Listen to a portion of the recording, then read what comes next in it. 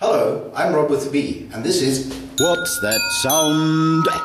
Welcome to the second installment of what has just become a series.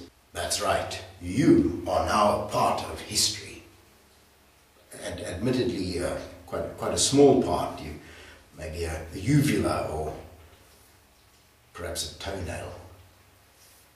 Anyway, so the game's pretty simple. I play you a sound clip, you free your mind of all excess baggage and concentrate very intently, try to imagine what it is and leave a comment describing in as much detail as possible what you think that sound is. Pretty simple, eh? Here goes.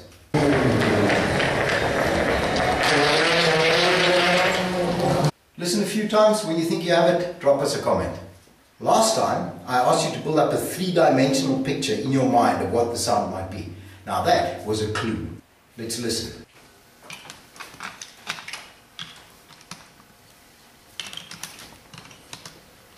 Sounding a lot like hollow plastic blocks.